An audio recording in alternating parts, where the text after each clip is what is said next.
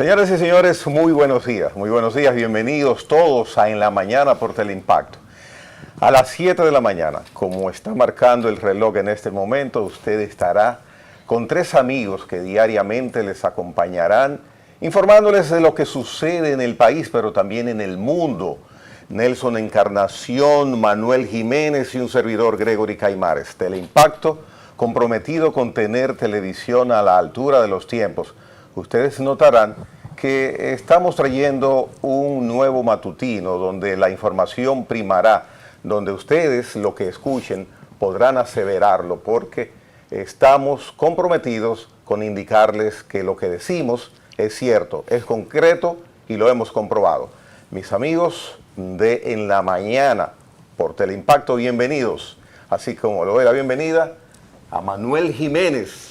Bueno, muchísimas gracias, Gregory. Gracias también por tomarnos en cuenta para esta nueva entrega En la Mañana, un matutino que promete ofrecer un contenido variado, de calidad, de interés para el público en general. Así es que nosotros nos comprometemos desde ahora de ofrecerle cada mañana los temas de mayor actualidad, tanto en el ámbito local como en el ámbito internacional, pero ya en el curso de la semana tendremos también sesiones fijas que igualmente despertarán el interés de nuestros amigos televidentes. Don Nelson Encarnación. Muy bien. Buenos días, Manuel. Buenos días, Gregory. Buenos días, amables televidentes en cualquier parte donde se encuentren. Aquí, como ya Gregory comenzó, En la Mañana por Teleimpacto. Nosotros vamos a tratar de estar a la altura de las expectativas que se ha creado. De verdad que mucha gente nos ha comentado que van a estar pendientes sobre esta nueva entrega. Nosotros sabemos trabajar esto, pues vivimos de esto y trataremos de hacer lo que siempre hemos hecho, tratar de informar de manera objetiva, tratar de opinar no tan objetivo, porque ya en la opinión usted puede meter su particular criterio, pero la información nosotros la transmitiremos tal como es, tal como ocurren los hechos, y entonces fijaremos nuestra posición sobre cada uno de los acontecimientos de este mundo que está bastante acelerado, bastante convulso, y que hay que estar pendiente a cada minuto de lo que ocurre en el mundo. De manera que, bienvenidos a esta entrega primera de En la Mañana por Teleimpacto.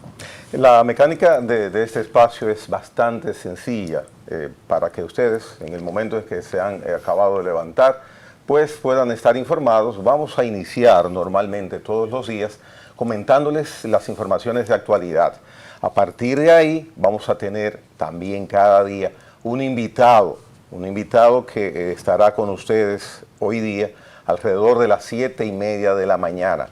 Nos visita una personalidad importante, en este caso de la política, en República Dominicana, hoy en día lunes, que iniciamos En la Mañana. Vamos a iniciar con Carlos, que es nuestro director, con la portada de los principales diarios matutinos. Así que con las informaciones de los diarios matutinos que Carlos nos mostrará, pues Manuel empezará a decirnos qué está pasando aquí y qué está pasando allá. Bueno, El Caribe, el periódico matutino El Caribe, sustrajo más de 900 proyectiles de la PN, de la Policía Nacional. 900 Esto es 900.000, disculpe. Cerca de 900.000 proyectiles de la Policía Nacional. Hay varios oficiales detenidos, 10 personas están detenidas, en mayoría algunos oficiales de alta graduación de la Policía Nacional. Y hay otro título en El Caribe que dice Sur Futuro, 23 años de, bueno, aquí no distingo bien, pero de... Impactando la naturaleza y las comunidades. Impactando la naturaleza y las comunidades. Y entonces, el clientelismo es de los mayores males en la República Dominicana. Esa es la portada del diario El Caribe. Nelson Encarnación tendrá en este momento que desglosar qué trae el Listín Diario. Bueno, hasta tiene varios titulares. El titular principal, que es llamativo, de los periódicos. Leonel y otras figuras apoyan el Pacto por la Concordia. Es un pacto que editorialmente propuso el Listín Diario para tratar de ayudar a bajar los niveles de inseguridad en el país. La antesala, otro titular, la antesala de los feminicidios. Estos titulares son demasiado pequeños para verlos tan lejos. Así que, bueno, Carlos, ahí también acerca de eso, Carlos. Acerca de eso, Carlos. Tú sabes que se sanó del Parkinson y monta bicicleta. Se sanó del Parkinson. Sí, un señor que operaron en el Homs, el Hospital Homs de Santiago. Universidad Católica Santo Domingo, que es UCSD, una Universidad Católica, entra de lleno en la renovación. La renovación. Una universidad que ya tiene 20 y tantos años. Y un tema permanente y latente siempre. ¿El cuál? ¿Los feminicidios? Sí. La antesala de los feminicidios. Es un reportaje que trae Listín Diario que aborda el tema de esa grave incidencia, no solo en el país, sino en el mundo, uno de los flagelos de este mundo. Bien, continuamos, Carlos, con cuál diario de la mañana para desglosar lo que traen las informaciones. Vámonos ahora con el Diario Libre. La principal información indica que advierten que la política de datos del Poder Judicial viola el derecho de la prensa. Muchas personas estarán de acuerdo con este postulado, como también estaremos de acuerdo si Carlos nos acerca los titulares. Bueno, ahí se quedaron bastante lejos. Tenemos también el periódico El Caribe, Carlos. Ya el Caribe. El Caribe tenemos el Hoy. Hoy y el Día. Y el Día, el Nuevo Diario. Los tenemos por ahí para completar con esta lectura de los diarios principales que nos traen sus portadas. El periódico Hoy dice que arrestan a 10 miembros de la Policía Nacional acusados de robar 900.000 proyectiles de la institución. Eso es casi 1 millón. De ese tema vamos a conversar ahora en unos minutos. Leonel Fernández afirma que el gobierno está descarrilado y en un desconcierto continuo. La Procuraduría General de la República entrega al gobierno bienes valorados en 3.242 millones de pesos y casi 1,5 millones de dólares. Este es un tema también que particularmente quiero, muchachos, con ustedes tratarlo. Abinader le dice a los funcionarios que deben escuchar a la población y dar respuesta a sus inquietudes. Bueno, el presidente se los indica a ellos, pero esa es su responsabilidad.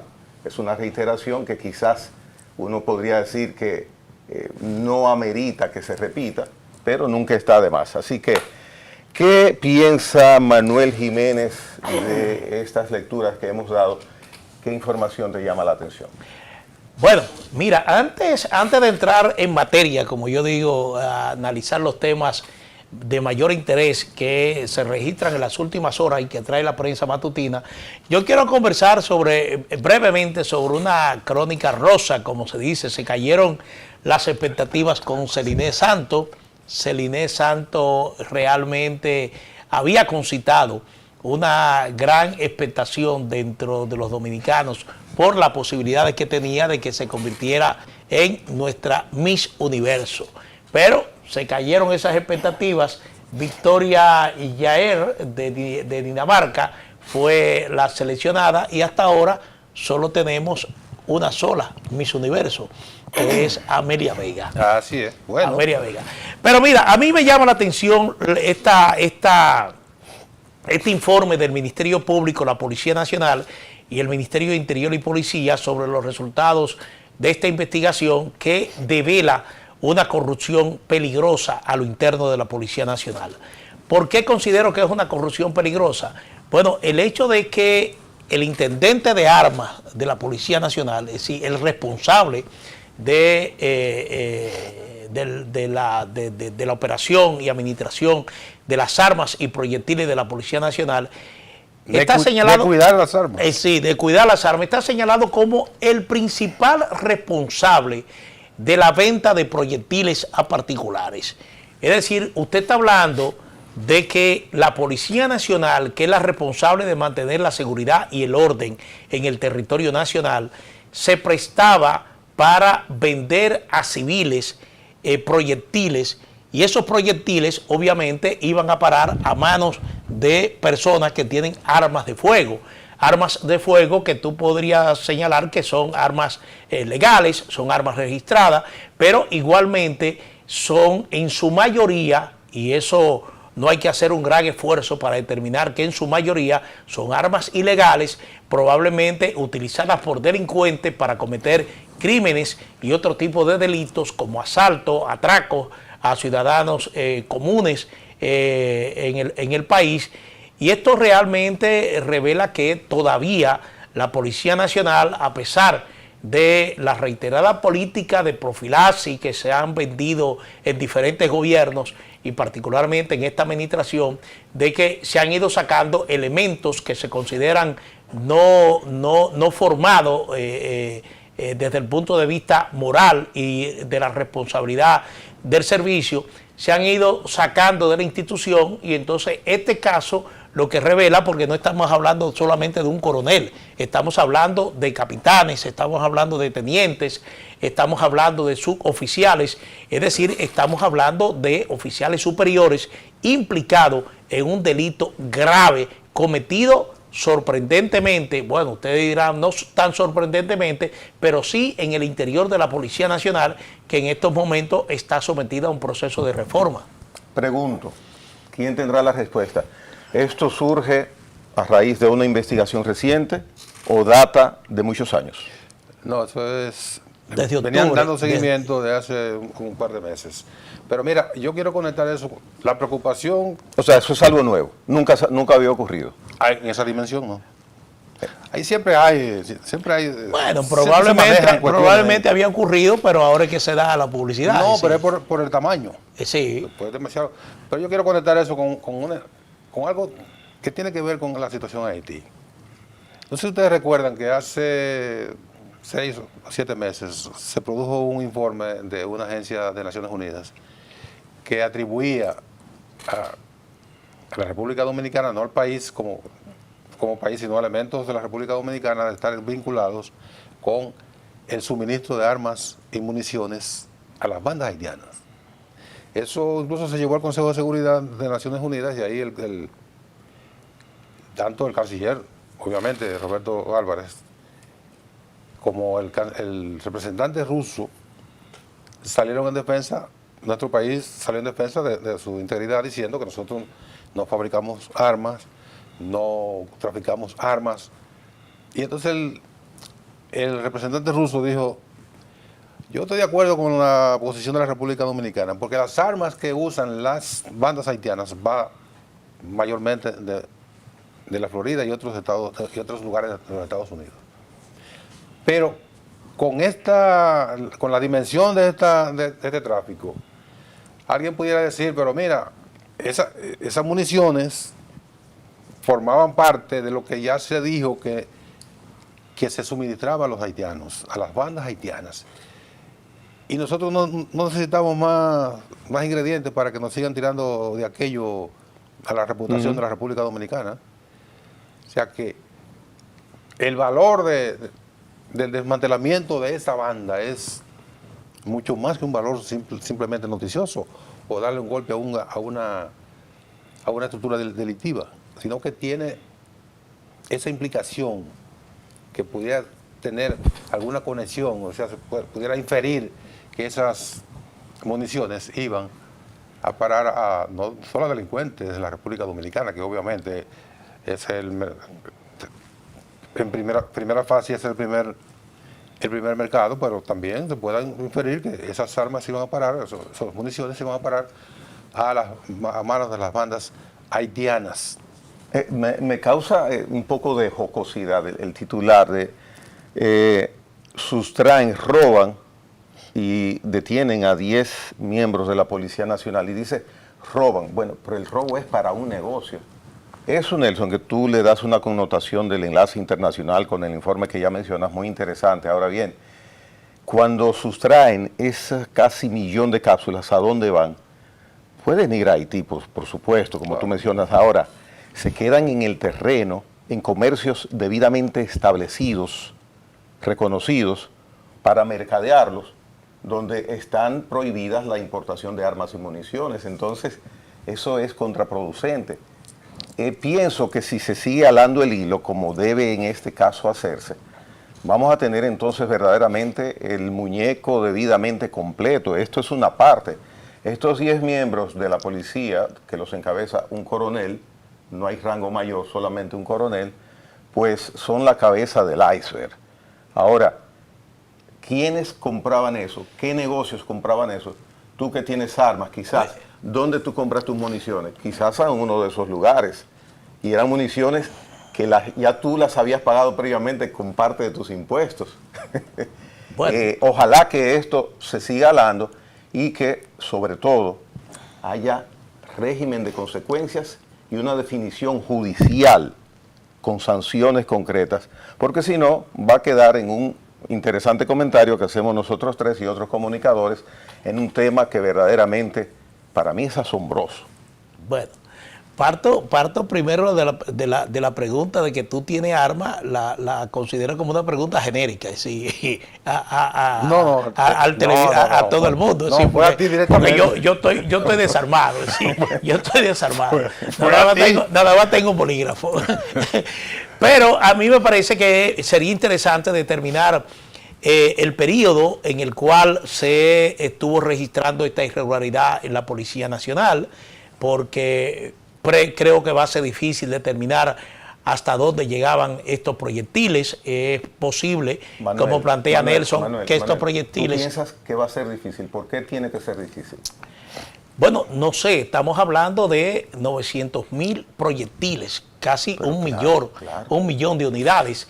Entonces, es una tarea que le corresponde al Ministerio Público. No conozco en detalle el expediente que el Ministerio Público ha levantado, pero vuelvo y repito que para mí es un hecho gravísimo.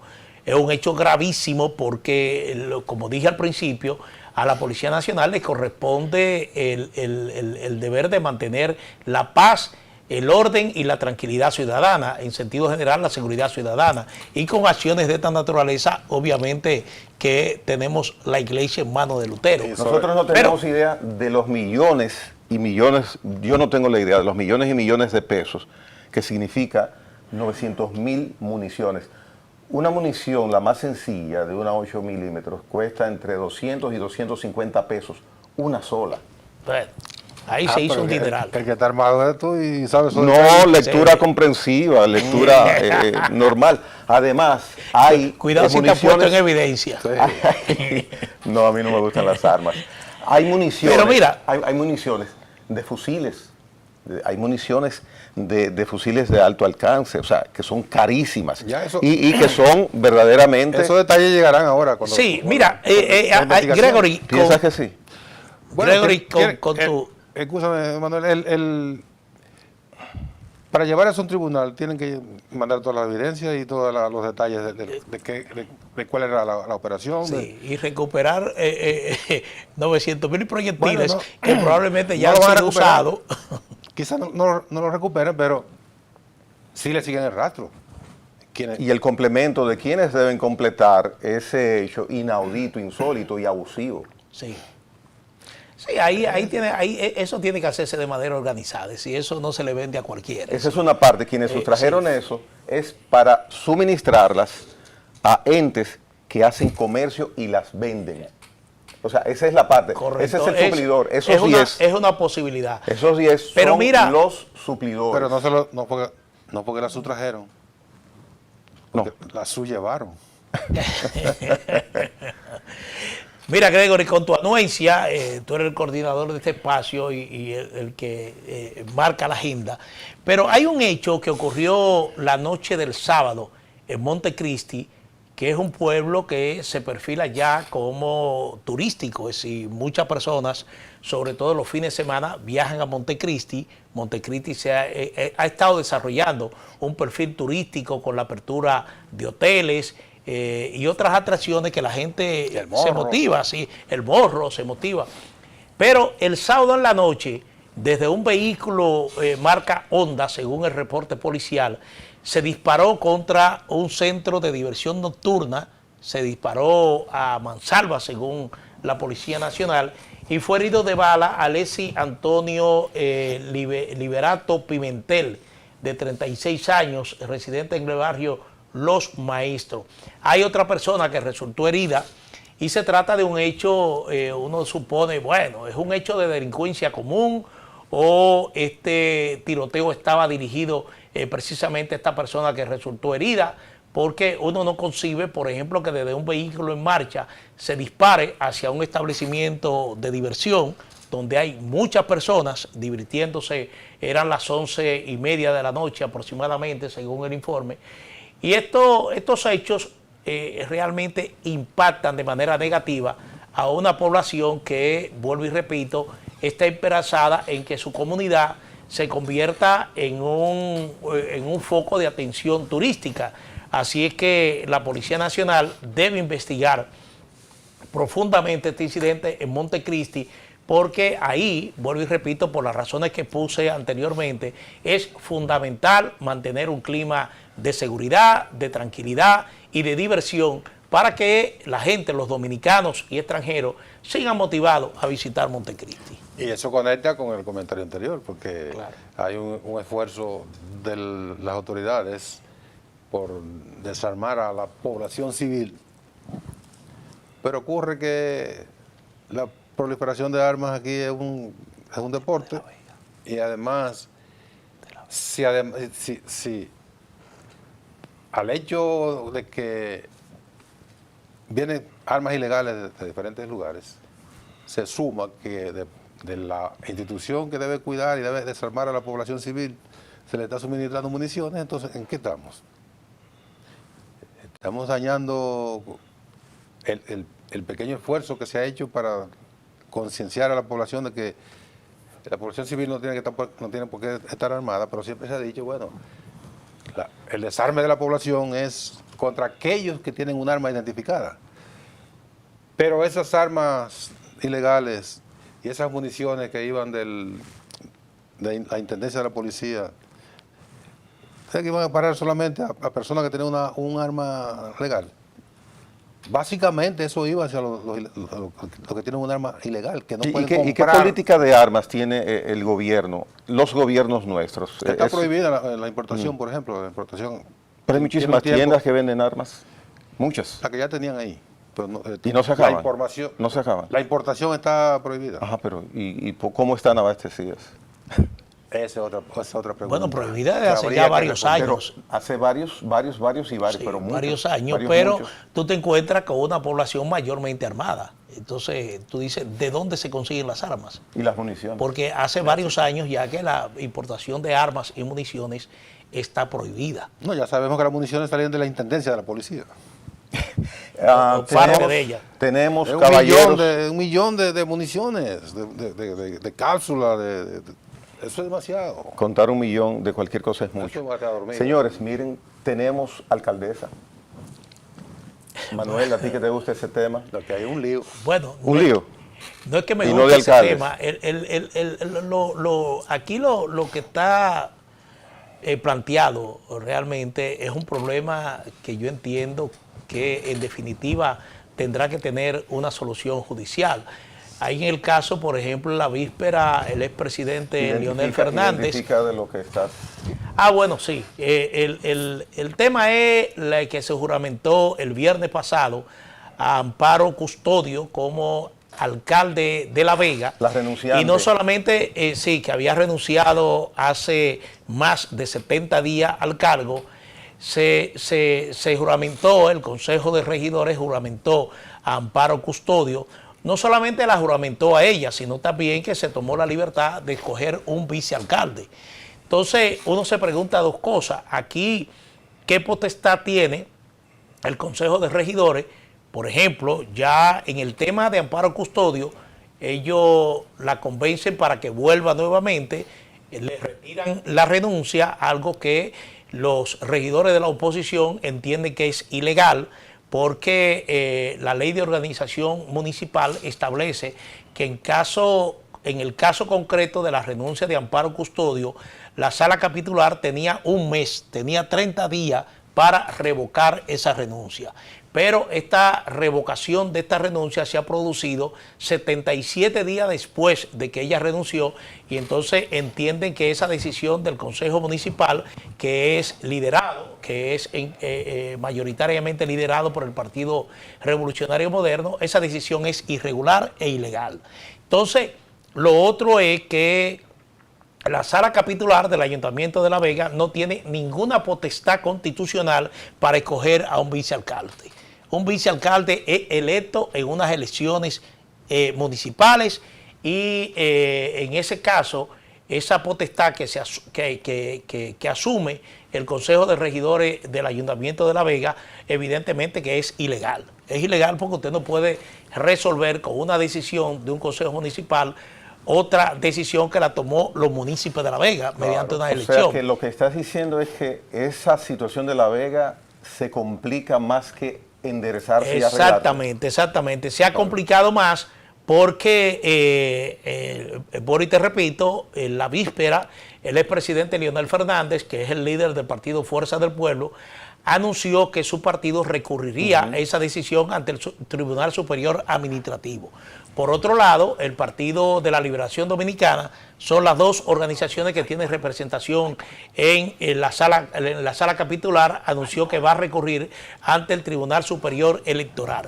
Entonces, ya es una decisión que pasa al terreno judicial, pero que obviamente uno advierte desde ahora, anticipadamente, de que en ambos casos, tanto el Tribunal Superior Electoral y el Tribunal Superior Administrativo no tendrían otra alternativa que declarar ilegal esa decisión de la sala capitular. El tema aquí ha venido de una irregularidad, una secuencia de irregularidades.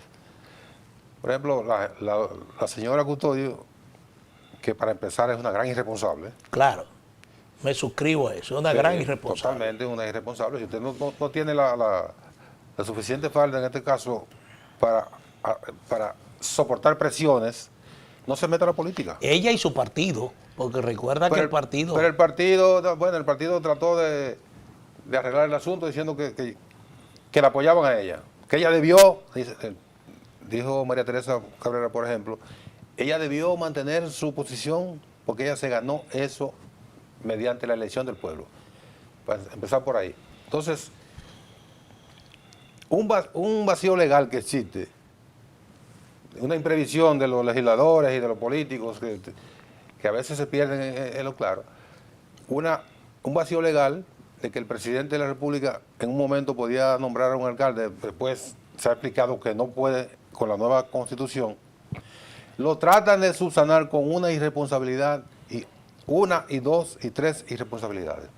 La señora, como renunció, ella también podía retirar su renuncia. Porque usted renunció a una, bueno, yo decidí no renunciar y retira la renuncia. En ese caso yo no veo ninguna irregularidad. ¿Dónde está el problema? Bueno, que debió hacerlo en X tiempo y lo hizo 2 meses después. Eso también le puede buscar el bajadero. La mayor... Sí, pero aquí, escúchame, Nelson, aquí es lo que establece la ley. Es decir, la ley establece que la sala capitular tiene un plazo de 30 días para revocar la renuncia. No es un problema personal de ella, de que renunciar y yo decir, bueno, yo vuelvo, yo estaba equivocada, yo vuelvo. No. Si ella renuncia, hay un plazo hábil de 30 días para que la sala capitular revoque su decisión. Porque ya estamos, te entiendo, ya estamos hablando de que pasamos de cuál es el mecanismo para sustituir el vacío. De esa renuncia ya hace 77 días, 78 días. Ahora, el génesis de todo esto es ¿qué produce esta situación? Sacar a un funcionario electo por un 77% para darle un ministerio. Ahí comienza el lío. ¿Hubo una previsión o una confianza excesiva por parte del Ejecutivo de que eso se podía definir y resolver mediante probablemente el Ejecutivo, el Poder Ejecutivo, no atinó a ver, por ejemplo, porque obviamente no tiene una bola de cristal, cuál sería la decisión de Amparo Custodio. Pero sí una responsabilidad institucional, Manuel. Pero sí, lo que se dice y lo que se comenta, y esto lo sostiene, por ejemplo, Ignacio Ditren, que es el encargado de asuntos municipales de Fuerza del Pueblo. Ignacio Ditren dice que a esa vicealcaldesa la presionaron para que renunciara, porque había intención del Partido Revolucionario Moderno de quedarse con esa sindicatura. Este es un tema que vamos a darle bastante seguimiento, porque verdaderamente marca un hito en lo que es la falta, se puede decir inclusive, de institucionalidad, y hay un vacío que no se aprovechó el momento oportuno que llegó por coincidencia de la reformulación, la renovación, como se quiera llamar, de la Constitución de la República. Bueno, en la reforma constitucional se establece un párrafito cortico que dice que la situación como la que se presentó en La Vega se resolvería de acuerdo a lo que estipula la ley. ¿Pero cuál ley? ¿Cuál ley? Ahora viene la ley. ¿Cuál ley? Ahora sí, viene a reformar pero la esa ley no tendría efecto retroactivo. Bueno, es decir, no se aplicaría para el caso de la solución de La Vega. Trataremos este tema más adelante en diferentes programas, incluido este, porque ahora, después de una pausa, vamos a recibir a Eddie Olivares, vicepresidente del Partido Revolucionario Moderno. Bastante temas podremos hablar con el doctor Eddie Olivares. Entre ellos, ese tema. Del tema de La Vega. Venimos en breve, Carlos, cuando lo dispongas. En breve volvemos. En la mañana con Teleimpacto.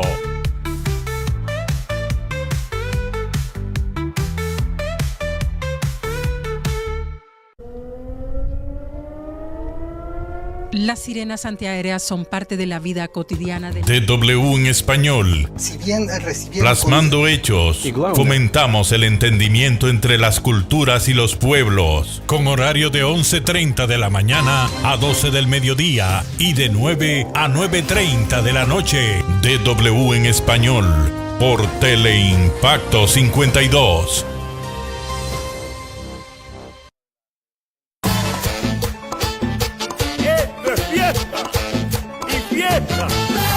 La Navidad llegó a Teleimpacto.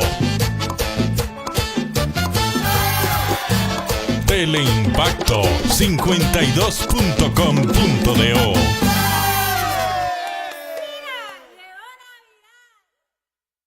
Creo que el presidente Abinader. Wendy Santana. Cada vez estamos viendo, Miguel, nuevos elementos en el feminicidio. Las redes sociales se convierten. Miguel Franjul, entre periodistas, miércoles de 10 a 11 de la noche.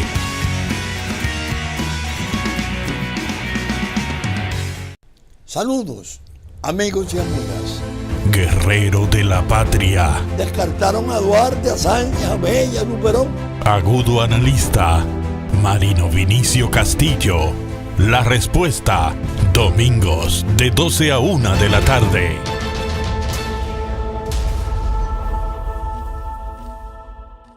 Un espacio de entrevistas, análisis y comentarios de los temas de la actualidad nacional e internacional. Coge exactamente como punto de referencia. Sondeo con Luis Encarnación Pimentel y Danilo Cliné. De lunes a viernes, de 1:30 a 2:30 de la tarde, por Teleimpacto 52.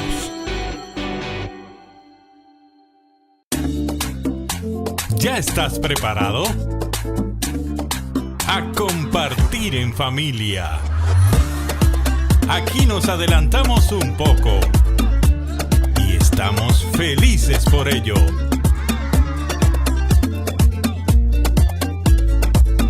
La bendición de Dios a nuestra familia y a nuestro país. ¡Felicidades! Te desea Teleimpacto.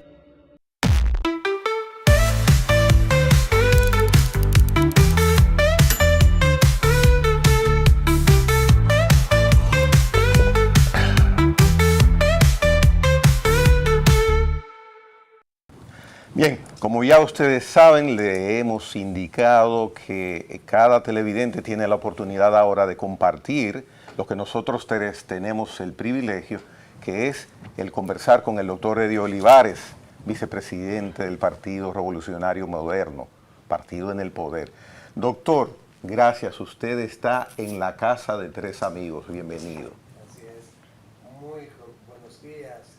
Muy contento de tener el privilegio, la honra de ser el primer invitado en el programa. Así que para mí un gran honor con tres amigos tan queridos de muchos años y desearles el mayor de los éxitos que yo estoy convencido que lo tendrán y que será un programa para muchos años.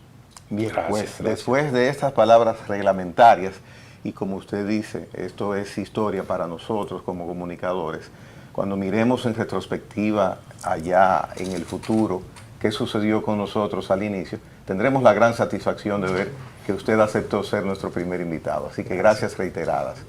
Mire, para iniciar y entrar a lo que verdaderamente el televidente está en este momento esperando, su partido es un partido que puede decirse ha batido récords, un partido nuevo, el Partido Revolucionario Moderno, y ya tiene 2 periodos en el poder. ¿Qué hace que el PRM haya podido conquistar en 2 ocasiones continuas las elecciones de República Dominicana, un país tan especial como el nuestro? Sí, bueno, la verdad es que el PRM, como ustedes recordarán, fue el producto de una crisis interna en la que intervino el Partido de la Liberación Dominicana, el gobierno del Partido de la Liberación Dominicana, y no solo uno de los sectores que en ese momento lideraban ese partido, sino que los 2 líderes, tanto el presidente Fernández como el presidente Danilo Medina, de alguna manera fueron parte de ese proceso de las elecciones del 2012 en la que incorporaron como un actor importantísimo, un tanto invisible, al presidente del Partido Revolucionario Dominicano, y como consecuencia de ello se produjo una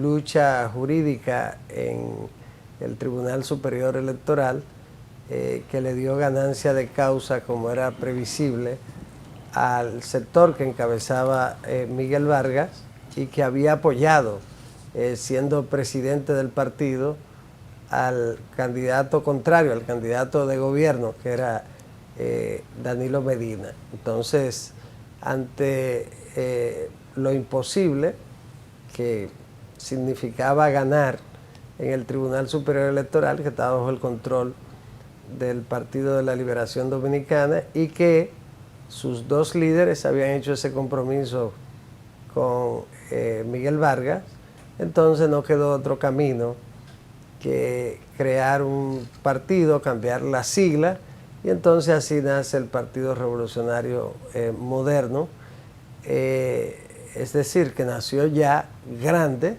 porque la inmensa mayoría de sus líderes históricos y líderes emergentes se incorporaron a ese nuevo proyecto que encabezaron el presidente Hipólito Mejía, el presidente en ese momento candidato Luis Abinader, y eso dio como resultado que en un tiempo récord se ganaran las elecciones presidenciales en el 2020, y ahora en las elecciones pasadas se retuvo el poder, y este es el segundo mandato para nosotros como un partido que tiene su origen, el Partido Revolucionario Histórico, su continuidad.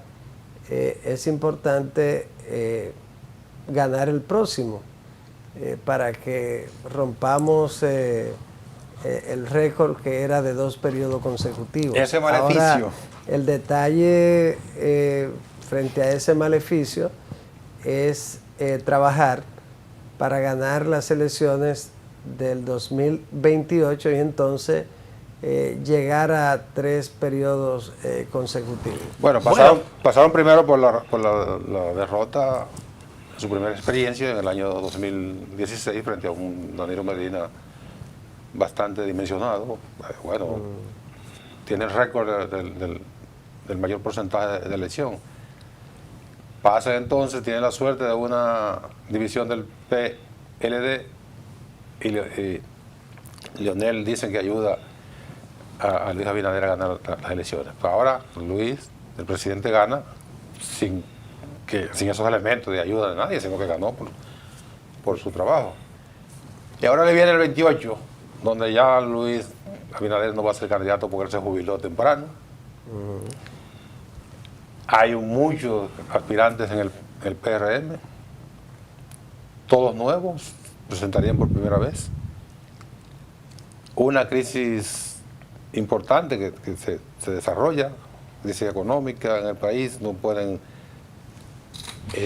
armar una reforma fiscal para llevar a cabo todos los proyectos que tienen pendientes. Todo esto para el 28, sin que tengamos una bola de cristal, no parece que pintaron un panorama bastante, que sea muy halagüeño. Yo pienso que el 28 va a ser electoralmente bueno para el Partido Revolucionario Moderno. Luis es un presidente que ha procurado, con un alto sentido de la historia, hacer un gobierno que sea un referente. Y en ese sentido, la decisión de ponerle un paro firme a la posibilidad de que un presidente reforme la Constitución de la República para continuar en el poder más allá de los mandatos establecidos en la Constitución, ese hecho histórico, aquel discurso de la noche de la victoria en la que él anunció que había sido su última participación en una campaña electoral y que jamás volvería a ser candidato presidencial. Un acontecimiento nunca visto, que puso un antes y un después, significó un antes y un después a la tradición de los presidentes intentar mantenerse en el poder más allá del tiempo establecido, y una primera decisión real de un presidente de ponerle mecanismos que impidan que sea fácil hacer ese tipo de reforma constitucional. De 40 reformas constitucionales, la mayoría fueron para modificar la forma de elección del presidente de la República y sobre todo en lo referente a la posibilidad de mantenerse en el poder. En ese sentido, ese hecho es la mayor prueba de fortalecimiento de la institucionalidad democrática de la historia de la República Dominicana, y eso lo digo con una visión puramente técnica y no como miembro del partido. Son los hechos. Ahora, eso no ha sido tan valorado todavía, producto de la pasión política y de la férrea y activísima campaña para evitar que eso fuera bien comprendido de la oposición encabezada por el presidente Fernández y Danilo Medina. En ese sentido, ya hecha esa reforma histórica, el presidente, el compañero Luis Abinader, trabaja para hacer un gobierno que le permita despedirse con una altísima valoración. Ese buen gobierno, esa altísima valoración, presidente que no estará distraído o usando el poder para retenerlo, sino trabajando de una manera en ese sentido relajada, dedicado a su gobierno, al país, y por supuesto también al fortalecimiento de su partido y al arbitraje del proceso para garantizar que sea bien conducido y que prevalezca por encima de todo la unidad.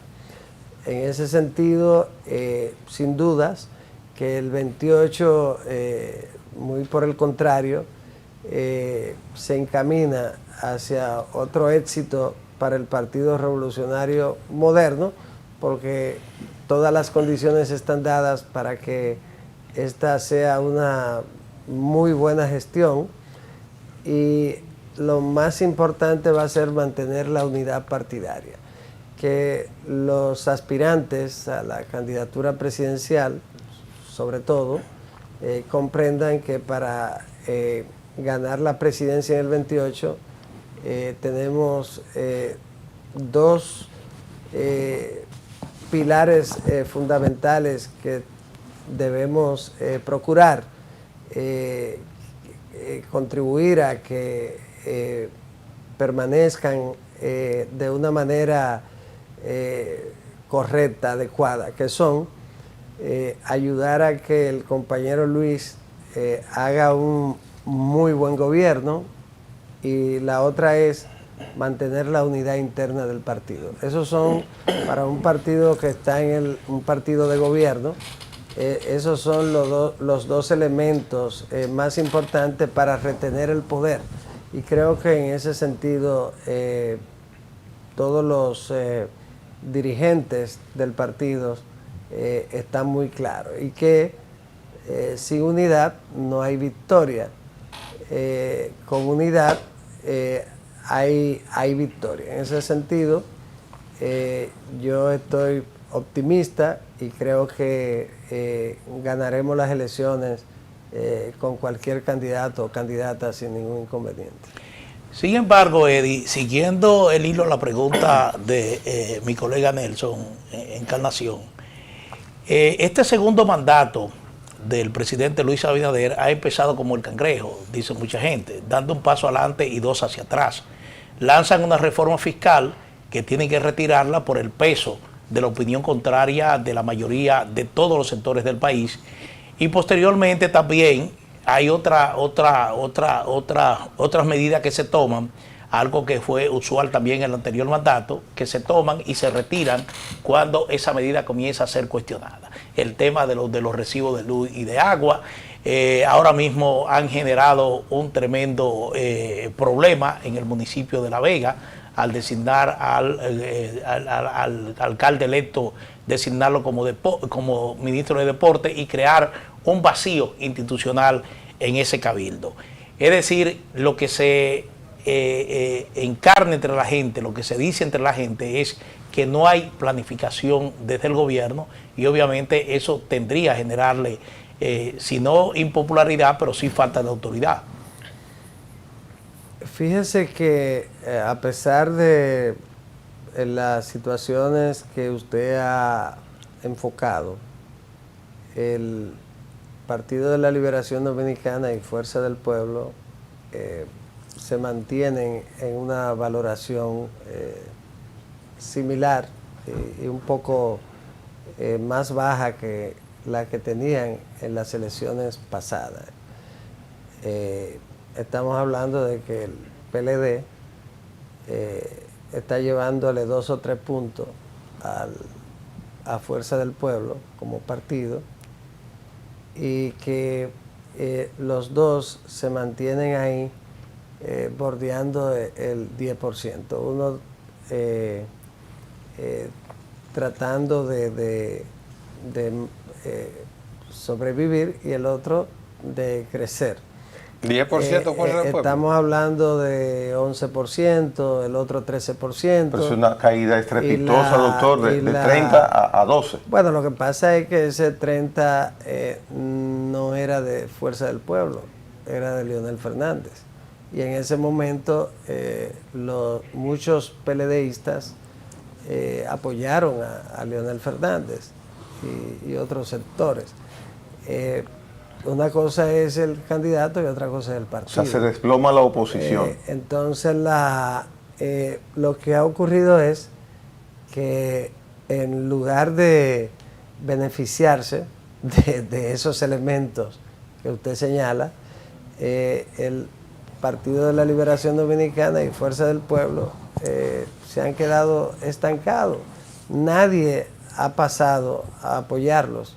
Pero fíjate, usted dijo que el tema de la reforma fiscal le generó bastante popularidad al gobierno. En ese momento, como es natural, produjo su impacto, como es natural, pero cuando se tomó, el compañero Luis tomó la decisión de retirar el proyecto de reforma, entonces ya eso volvió a su normalidad. Y el PRM no sufrió un efecto significativo en cuanto a su valoración, y ese disgusto no se trasladó en beneficio de los partidos de oposición, que permanecieron igual.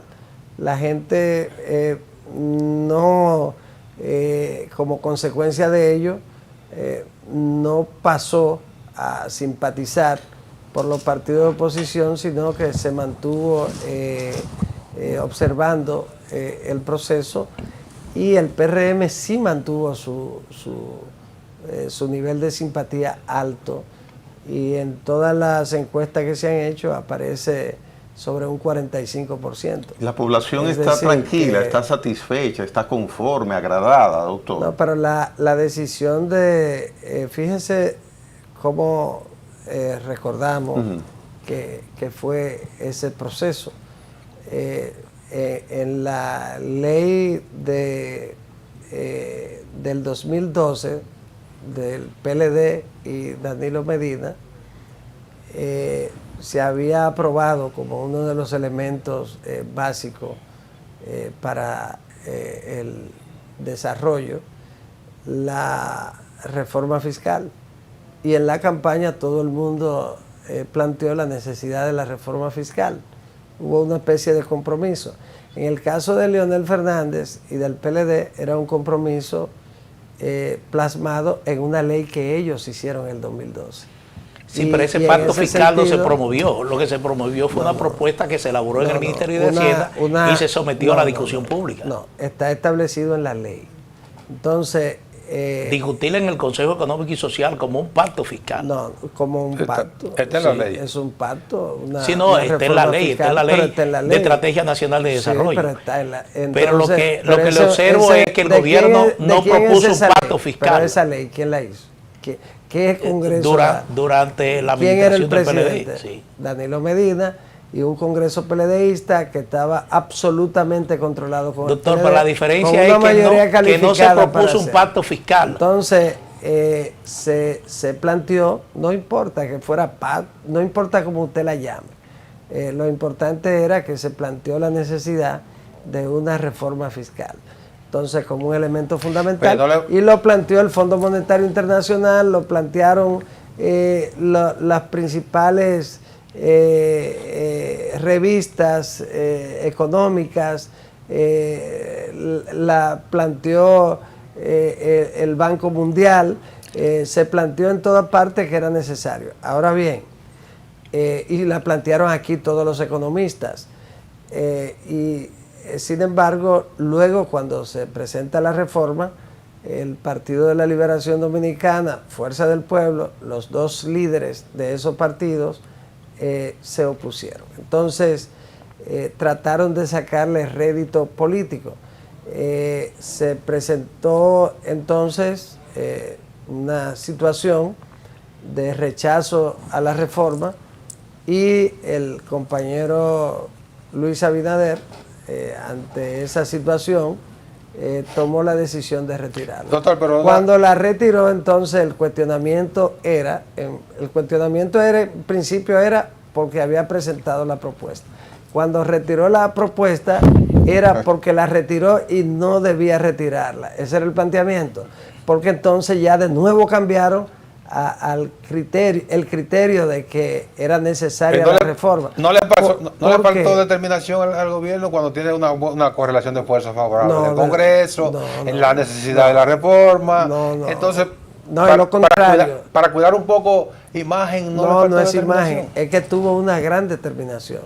Pero doctor, el ministro... Una determinación correcta del compañero presidente de retirarla. La determinación de decir, los partidos políticos, los diversos sectores, el pueblo no quiere la reforma.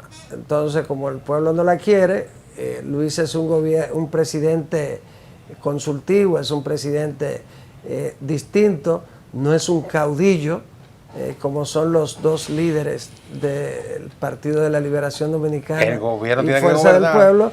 Y entonces, pero es probable que el término no fue. Decidió retirarla porque ya el PLD y Fuerza del Pueblo hablaban de una situación similar al 84. Ya habían ensayado lo que pasó en Colombia y todo eso. No, son discursos. Y entonces, pero usted lo dice porque la propuesta de retirar no era un discurso. ¿Por qué usted lo dice? Discurso. No, porque estaban preparándose para generar una situación compleja. Y el gobierno le dio información de inteligencia. Usted está no es de inteligencia. No. La inteligencia de cualquier ciudadano, al revisar los medios de comunicación, los discursos de esos dos partidos, de sus principales figuras, te da lo que había. Entonces, y te dicen, bueno, aquí va a pasar lo que pasó en Colombia. Otros se fueron más lejos y dijeron, aquí va a pasar lo del 84. La oposición estaba sintonizada, doctor, estaba sintonizada la oposición en ese momento, hace días atrás, con lo que sentía el pueblo. La oposición... Estaba sintonizada y de hecho el gobierno lo acepta, retira la propuesta. Pero la oposición... Le coge miedo. La oposición hizo un gran trabajo de condicionamiento del pueblo. Además, era un proyecto que de alguna manera incorporó en la oposición a los sectores económicos, a todos los sectores económicos. Entonces, al final de cuentas, los sectores más necesitados también se incorporaron. ¿A usted le gustó ese proyecto, doctor? ¿Qué hizo el presidente? ¿Qué hizo el presidente? Bueno, si el pueblo considera que ese proyecto no es conveniente, lo retiro. Y entonces, hoy está buscando otra vía. Además hay otra cosa. Mire, doctor. Miren otra cosa. Esta es una economía que todo el mundo, las agencias internacionales que manejan el tema económico, el propio Fondo Monetario Internacional, han dicho que es una economía sana. Es un país en crecimiento permanente y no es una economía en crisis, y por lo tanto no era indispensable. Pero algunos economistas sostienen que es una economía en riesgo ahora sin una reforma. Bueno, pero el compañero Luis confía en el futuro del país. Ojalá confíe la oposición. ¿Qué es lo que se está demostrando ahora? Que la oposición no confía en el futuro del país. Quieren ahora una reforma, y quieren una reforma a toda costa. ¿Por qué? Porque la oposición no ha encontrado elementos efectivos para enfrentar al gobierno y para crecer. Están estancados. Es que el pueblo dominicano no ha copiado sus discursos. Es que se han quedado en el pasado y son los mismos planteamientos de hace 20 años y en consecuencia no han podido aprovechar ni siquiera eso, y ahora por ejemplo toman un tema local como el de La Vega y lo convierten en su principal tema. Pero no podemos ir sin tocar ¿por qué ese lo tema? de La Vega? Y El y lío de La asumirlo Vega. de esa manera. No, ¿por qué lo de La Vega? Bueno, porque no tienen tema para enfrentar al gobierno, no tienen tampoco creatividad. ¿Y ustedes los ayudan? El pueblo sigue totalmente, ellos siguen alejados del pueblo y el pueblo sigue rechazándolos. Y esa es la razón. De modo que el compañero Luis confía en el futuro del país. Doctor, discúlpeme, está convencido un de que segundito. con los ajustes que viene haciendo vamos a poder mantener la economía fuerte, sana, a seguir creciendo.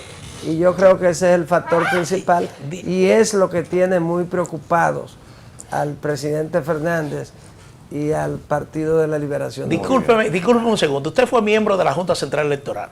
Conoce a la perfección la ley electoral. Lo sucedido en La Vega, hay una situación realmente que se crea un vacío constitucional porque la Constitución no establece el mecanismo a seguir para sustituir a un alcalde en La Vega. Pero en este momento lo que se estima es que la situación, en vez de buscarle una solución, se ha agravado. Porque la vicealcaldesa que renunció decide retirar su renuncia, la sala capitular se la aprueba en un marco donde muchos sostienen que tenían un plazo de 30 días para revocar esa renuncia. Ya han pasado más de 70 días, pero al mismo tiempo escogen un vicealcalde, que es una facultad del municipio en unas elecciones. ¿Usted cree que se ha actuado en un marco legal en la solución de esta crisis? Mire, el Partido de la Liberación Dominicana y Fuerza del Pueblo se trasladaron a La Vega como su principal espacio de lucha política. Y convocaron primero una rueda de prensa en la que pidieron elecciones. Y todavía ayer vi que el presidente Fernández hablaba de convocar elecciones como la única vía. Y hubieron algunos juristas que inexplicablemente también habían planteado eso. Algo increíble que juristas lo hagan. Entre ellos Milton Reyes Vara. También, más inexplicable todavía. Porque si es otro, tú dices, bueno, pero en su caso es más inexplicable. Yo no le encuentro explicación. Entonces, ¿por qué? Porque no existe ninguna posibilidad de convocar elecciones. La Junta no tiene competencia para convocar elecciones en un caso como ese. La Constitución de la República establece la convocatoria del electorado para el nivel municipal hasta el 32 en el tercer domingo del mes de febrero cada 4 años, y para el nivel presidencial y congresual el tercer domingo del mes de mayo cada 4 años. La próxima convocatoria a elecciones está establecida constitucionalmente para el 2028. Antes del 2028, en el sistema electoral dominicano no existe ninguna posibilidad de convocatoria. Las convocatorias extraordinarias son cuando se produce una situación como la del 2020, que por causa de fuerza mayor no se pudieron celebrar las elecciones ni en febrero ni en mayo, como en febrero como producto de fallas que se produjeron en los equipos que se utilizaron en las elecciones municipales, y la de mayo como consecuencia de la situación sanitaria generada por la pandemia. Esas fueron 2 causas de fuerza mayor que por primera vez suspendieron unas elecciones en la República Dominicana. Esas. Las otras son cuando se ha producido una impugnación, pero esa impugnación debe hacerse en los colegios electorales. Si esa impugnación la acoge la Junta Electoral correspondiente, entonces la parte perdidosa en esa primera instancia puede recurrir al Tribunal Superior Electoral. Entonces el Tribunal Superior Electoral en última instancia es que decide sobre la impugnación. Pero para la Junta Central Electoral poder convocar a elecciones complementarias, que como se llamarían, entonces esa impugnación tiene que producir un cambio en esas elecciones. Es decir, que esos colegios electorales tienen que tener la posibilidad de cambiar el resultado de las elecciones. Si no lo cambian, tampoco se convoca, y en este caso, aunque se haya doctor, impugnado. ¿Y en este caso qué no vamos a ocurrió. hacer? En ese caso no yo digo, ocurrió. En este caso de Las Vega. elecciones de La Vega Ajá. se celebraron y la ganó el Partido Revolucionario Moderno, Kelvin Cruz como candidato, con un 77.4%. Entonces, en ese sentido... Pero insisto, es correcto que la sala capitular se abroga el derecho de escoger un vicealcalde. Pero vamos a decir, antes de llegar ahí, entonces el 77.5%, 7%. Entonces, el Partido de la Liberación Dominicana obtuvo un 9% y Fuerza del Pueblo obtuvo un 12%, uno un 10, otro un 12%. Estamos hablando de que entre los dos partidos de oposición obtuvieron un 22%. Eso está definido, doctor, no hay inconveniente, eso está claro. ¿Qué es lo que ocurre? Ajá. ¿Qué es lo que ocurre? No, es a propósito del interés del PLD y Fuerza del Pueblo. Es que Manuel está impaciente. Pero los porcentajes no dan legalidad. No, porque es bueno explicar la situación. Lo que yo quiero decirle es que de toda manera el alcalde que sustituya, ya está sustituido, siempre será del PRM, del partido ganador. Y está bien sustituido, doctor, eso es lo que Manuel quiere conocer. No, la posición mía siempre fue. Bueno, si anuncian dos recursos, uno ante el Tribunal Superior Administrativo y otro ante el Tribunal Superior Electoral. Muy bien. Eso está bien. ¿Su posición la fue posición mía fue siempre que debió sustituirlo el presidente de la República. No lo hizo, doctor. Mediante se esperaba decreto como producto de la presentación de una terna presentada por el partido que postuló al alcalde ganador. ¿Y dónde se establece? Esa era la ¿Dónde se establece con el eso? mal menor? Esa debió ser, doctor. Que esa, como producto de que el precedente más cercano fue ese. La ley 17607 establece que quien debe sustituir en una situación como esa al alcalde, cuando falta el vicealcalde, es el presidente de la República. Es correcto, es lo más cercano. No, la ley lo dice.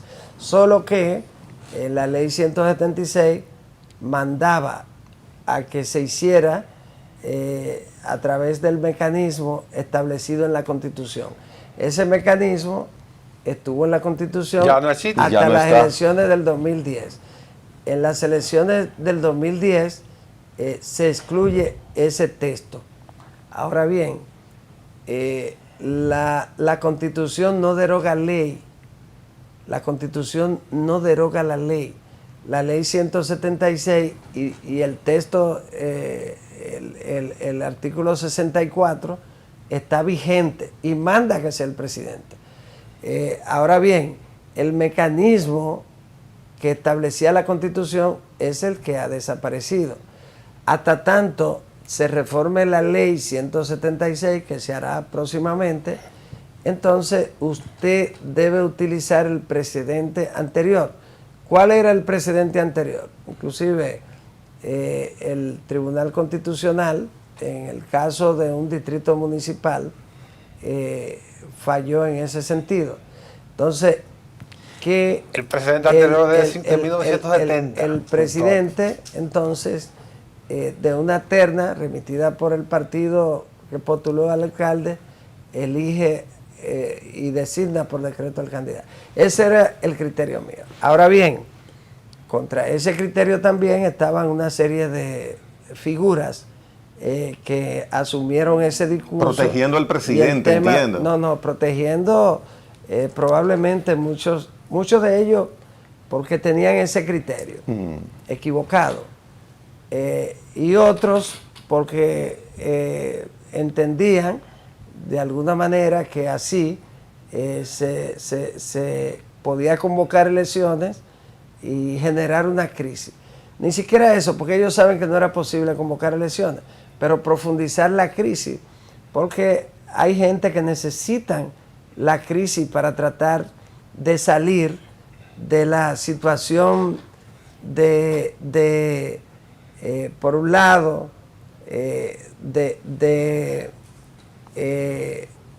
deterioro o de estancamiento en el que se encuentran. Entonces necesitan cualquier cosa y vieron ese como el elemento. Entonces, por eso ustedes ven que están aferrados a ese tema como si se tratara de una profunda crisis nacional, como si la democracia estuviera en riesgo, y ahora tú encuentras figuras... Bueno, es una crisis que afecta a un municipio importante del país. Como el presidente Fernández, Danilo Medina, hablando de respeto a la institucionalidad democrática cuando nunca la respetaron. Entonces, en ese sentido, el respeto ha sido el que se ha evidenciado en un momento en el que la vicealcaldesa decide retirar su renuncia y entonces asumir la alcaldía. Eso es una de las posibilidades, porque nunca se llegó a concretar la designación de un alcalde. Al no concretarse, entonces existe la posibilidad de que ella pudiera retirar su decisión de renunciar y retomar su condición. ¿Qué estamento del PRM decide que la solución, entre comillas, es lo que se ha producido? Que ustedes les den luz verde al Consejo Edilicio para aceptar de nuevo, revocar la renuncia. Sí, la dirección ejecutiva. Ajá, muy bien. Y mire, usted que es un hombre de altas consultorías, una de las figuras políticas más sensatas que tiene el PRM es Eddie Olivares. ¿No se previó en algún momento, cuando surgió el decreto, antes de surgir el decreto presidencial, que el Ejecutivo estaba tomando una decisión que iba a tener que ser resuelta? ¿De qué manera? El Ejecutivo no previó eso. Los asesores... Bueno, pero nadie podía prever que la vicealcaldesa iba a renunciar a asumir la alcaldía. No, porque ella decidió...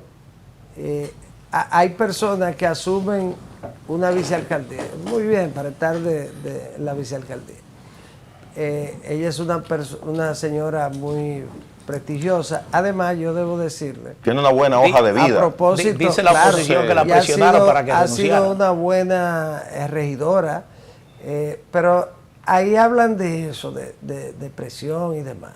¿Usted sabe por qué la compañera fue vicealcaldesa? Bueno, porque Kelvin Cruz estuvo de acuerdo que fuera su vicealcaldesa. Estamos hablando del presidente de la Secretaría de Asuntos Municipales del partido, Kelvin. No, porque eso no se impone. Estamos hablando de un alcalde exitosísimo, con la más alta valoración, que pudo haber dicho, no, de vicealcaldesa yo prefiero a tal persona.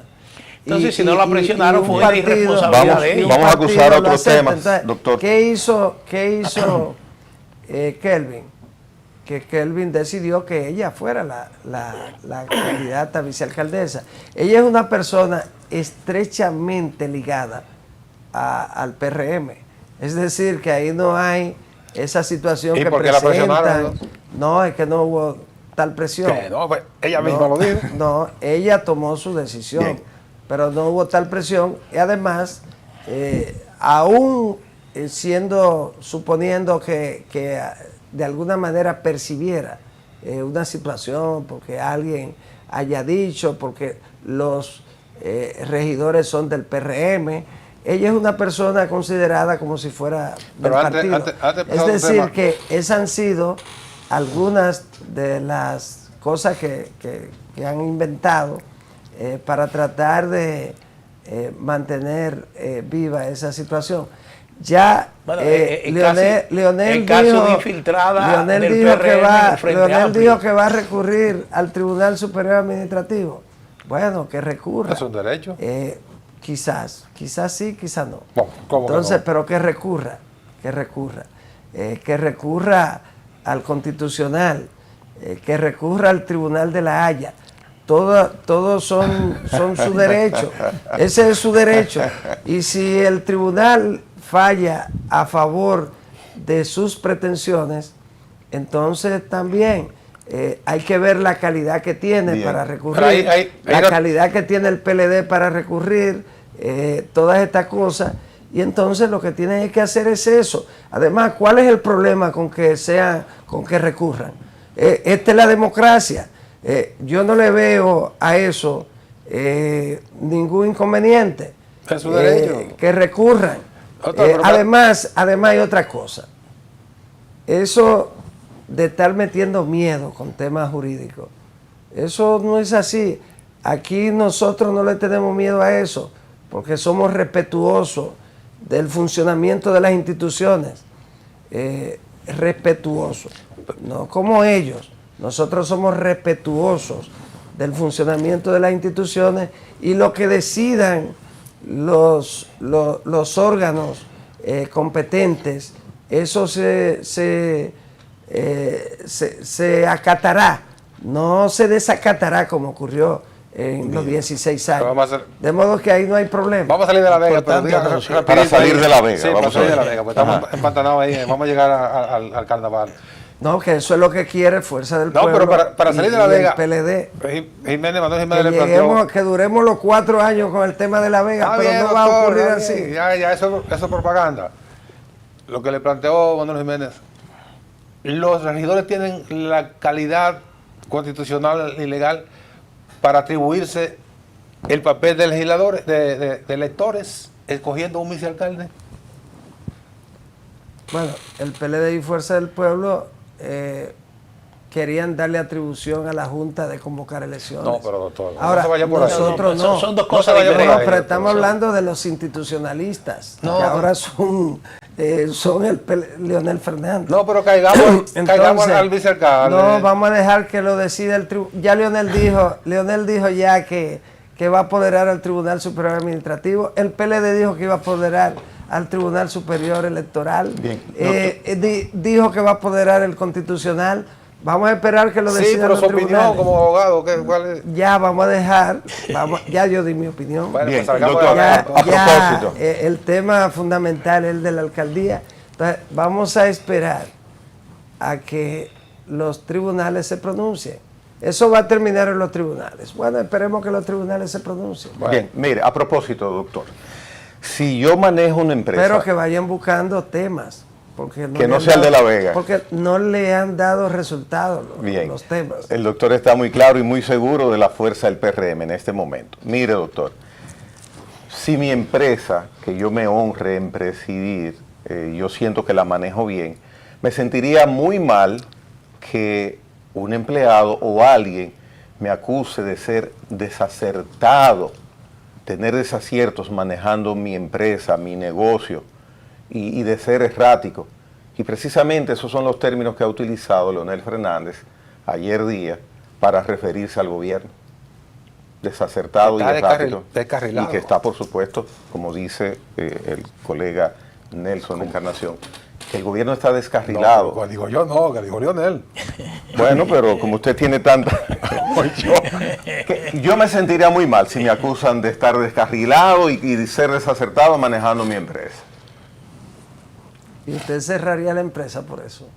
No, pero o respondo o le presto atención a la acusación o reviso, como dice Manuel, o la reencamino. ¿Qué hacer ante ese pronunciamiento de Fernández? Si quien dice eso de su empresa es la competencia, usted lo hace. Bueno, pero él se basa precisamente en lo que se le preguntó. Como que la competencia, porque lo quiere mucho a usted, Doctor, porque quiere que usted siga siendo la empresa la mayor distribuidora de ese producto. Entonces la competencia le dice eso y usted va a salir así, la competencia no. Eso, bueno, básicamente es por lo que alega la oposición, que el gobierno no planifica nada. Ese es un reflejo que el presidente Fernández no tiene en este momento temas y necesita hacer oposición, y ha sido inefectiva la oposición. Ese es el papel de él. Él tiene que hacer planteamientos de calificación del gobierno, y ese es su papel y lo que él siempre ha hecho. De modo que eso no es algo extraño. No tiene razón en modo alguno. ¿Quién? En esas aseveraciones, el doctor Fernández. Bueno, lo que él debe buscar es una oposición que sea más efectiva, que la gente la asimile, que pueda impactar más. Pero eso no tiene ningún impacto. Doctor, esa es la palabra de la oposición normal. Es algo normal, eso no tiene nada nuevo. ¿Y ese afán de modo que eso no tiene ninguna importancia. ¿Y ese afán, doctor, de reducir a la oposición casi a la nada? ¿Usted cree que eso está bien? ¿Quién reducirla? Él lo está acusando a usted, doctor, de que usted quiere reducir a la oposición. Ese afán de reducir casi a la nada. Afán, está diciendo afán, doctor. Claro, pero no somos nosotros. Es el pueblo el que reduce o el que hace crecer. El pueblo en este momento está totalmente alejado de esa forma de hacer oposición. En los 4 años pasados, esa fue la oposición, y esa oposición no pudo cambiar la realidad de que Luis ganó con un 57.4%. Entonces, estamos hablando de un triunfo en el que 135 alcaldes, 145, 46 alcaldes, 146, eran del PRM y sus aliados, y que el PRM ganó una matrícula récord de diputados, que estamos hablando de una cantidad impensable, y estamos hablando también de alrededor de 135 alcaldes y un 57.4% en el nivel presidencial y 29 senadores. Y esa misma oposición era la que hacía el presidente Fernández. Mucho poder. Es decir, doctor, que si sigue haciendo la misma oposición en el 28, entonces el triunfo será igual o más amplio. Es decir, que si esa es la forma de hacer oposición, pues muy bien. Bueno, pues dice Gregory que el tiempo es poco, pero vamos a hablar de un hecho candente, real. El Ministerio Público y el Ministerio Interior y Policía anuncian ayer el arresto de 11 o 10 miembros de la Policía Nacional, entre ellos oficiales. La acusación es traficar con proyectiles de la propia Policía Nacional, una institución que está sometida a un proceso de reforma. Sí, un caso gravísimo, pero bueno, lo más importante es que el caso se ha descubierto, que ahora los tribunales son los que van a juzgarlo y a determinar la culpabilidad o inocencia de quienes han sido en este momento imputados, y lo más importante es que las instituciones funcionen y que un caso tan delicado como ese no quedara en el desconocimiento de las autoridades y de la opinión pública, del pueblo dominicano. yo creo que es una muestra responsable de la gestión, en este caso del Ministerio de Interior, pero también de la propia Policía Nacional y de los organismos de inteligencia, las agencias correspondientes en esta materia, y creo que lo negativo es que eso haya ocurrido y lo positivo es que las instituciones están funcionando. Bien, ¿qué le parece la nueva integrante de la Junta Central Electoral? Ah, sí, su opinión, doctor. La nueva. Ajá.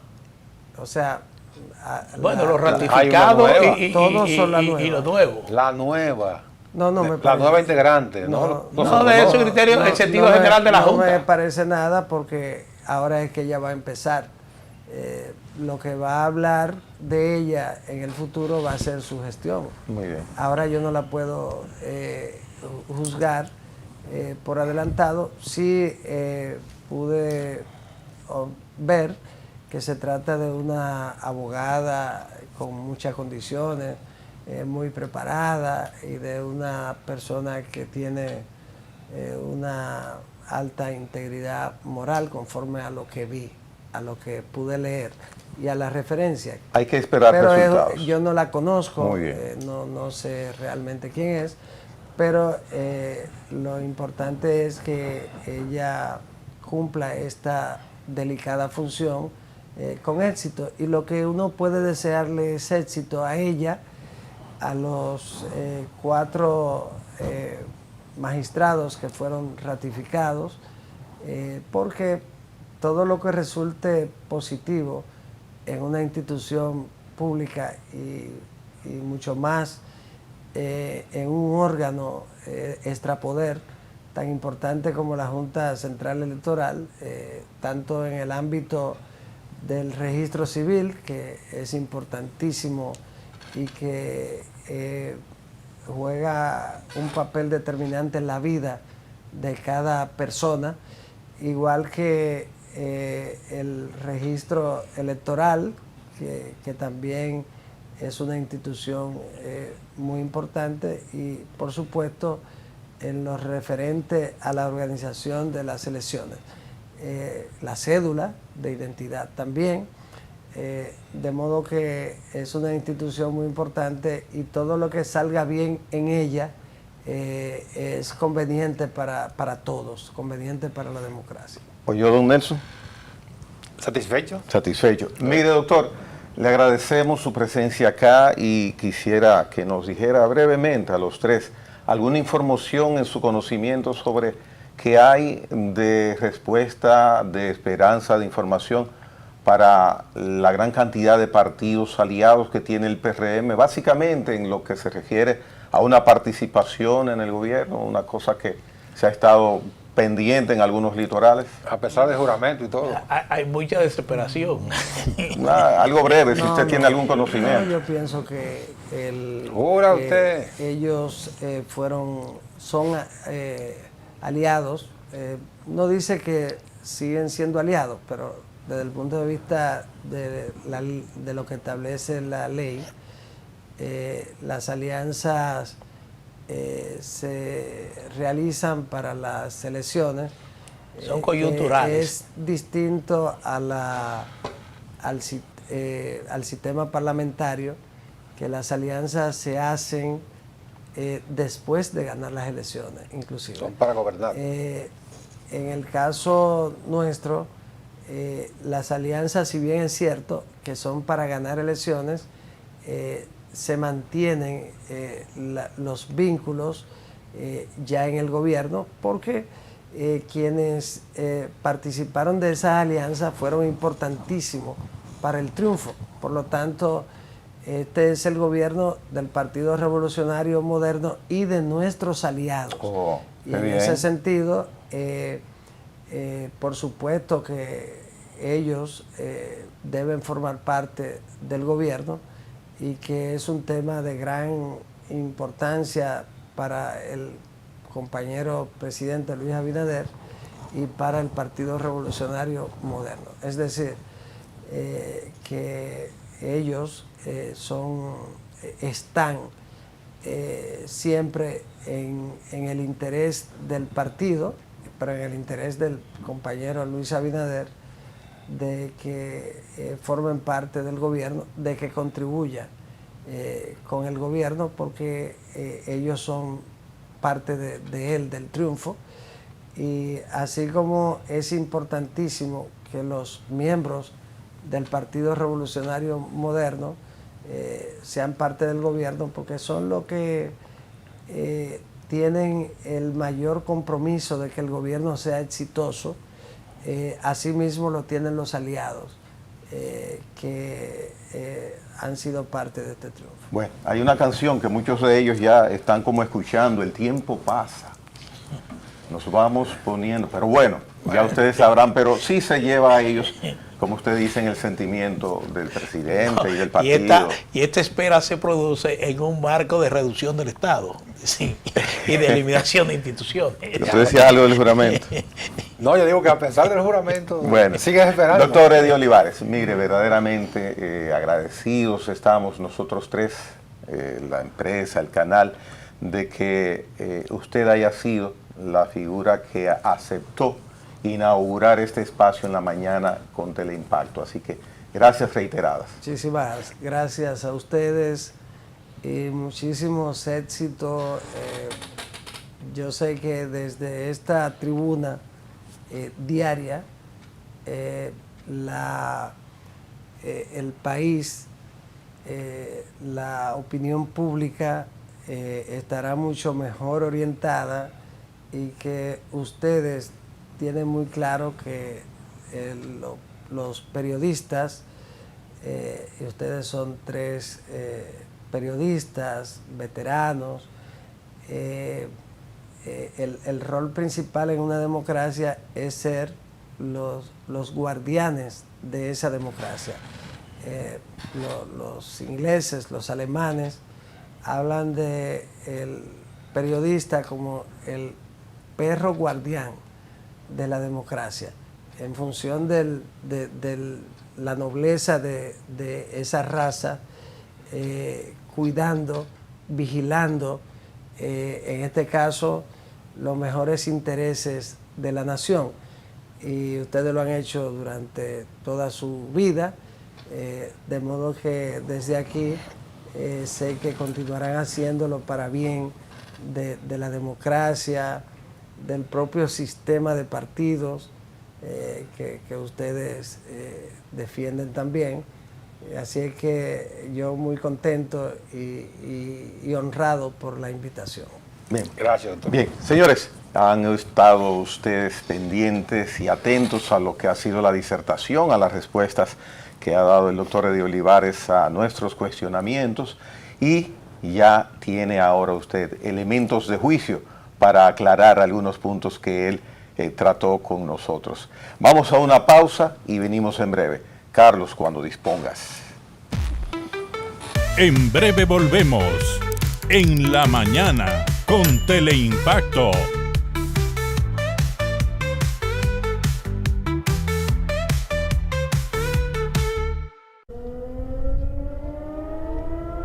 Las sirenas antiaéreas son parte de la vida cotidiana de DW en español. Si bien Plasmando hechos, fomentamos el entendimiento entre las culturas y los pueblos. Con horario de 11:30 de la mañana a 12 del mediodía y de 9 a 9:30 de la noche. DW en español por Teleimpacto 52.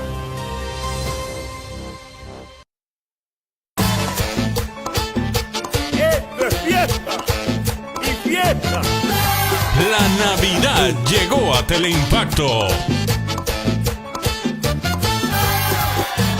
Teleimpacto 52.com.do.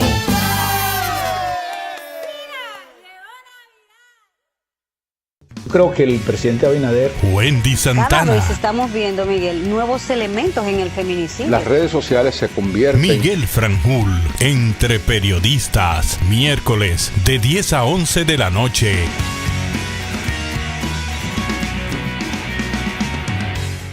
Saludos, amigos y amigas.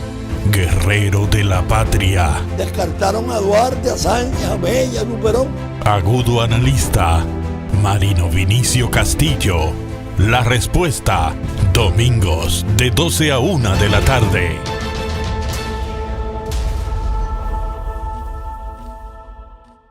Un espacio de entrevistas, análisis y comentarios de los temas de la actualidad nacional e internacional. Coge exactamente como punto de referencia.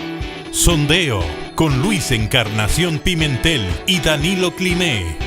De lunes a viernes, de 1:30 a 2:30 de la tarde, por Teleimpacto 52.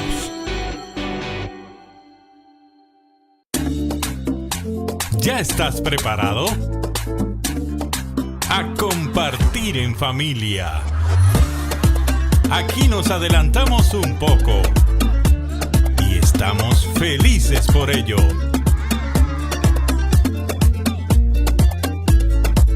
La bendición de Dios a nuestra familia y a nuestro país. ¡Felicidades! Te desea Teleimpacto.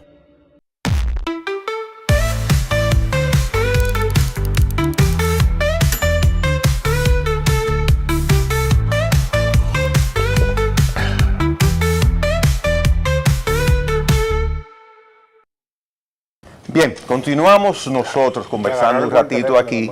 Tenemos pronto un nuevo invitado de esta manera virtual. Lo vamos a tener, un tema importantísimo, agropecuaria. ¿Qué les pareció, jóvenes, la participación del doctor Eddie Olivares? Bueno, él como dirigente político es bastante habilidoso, justamente trata de justificar situaciones en las que su partido, el Revolucionario Moderno, se ve involucrado, y eso está bien, es decir, que defienda a su partido. Lo único es que yo considero que él no estuvo muy claro, él no quiso dar una opinión sobre lo que le insistimos varias veces, sobre que la sala capitular del Ayuntamiento de La Vega se abroga el derecho de escoger a un vicealcalde. Eso es absolutamente inconstitucional. Y donde él dice, me pareció importante que él dice que ellos acatarán la decisión de los tribunales. Eso es importante porque hay dos recursos en proceso. Este recurso ante el Tribunal Superior Administrativo que anunció la Fuerza del Pueblo, y este recurso ante el Tribunal Superior Electoral que anunció el Partido de la Liberación Dominicana.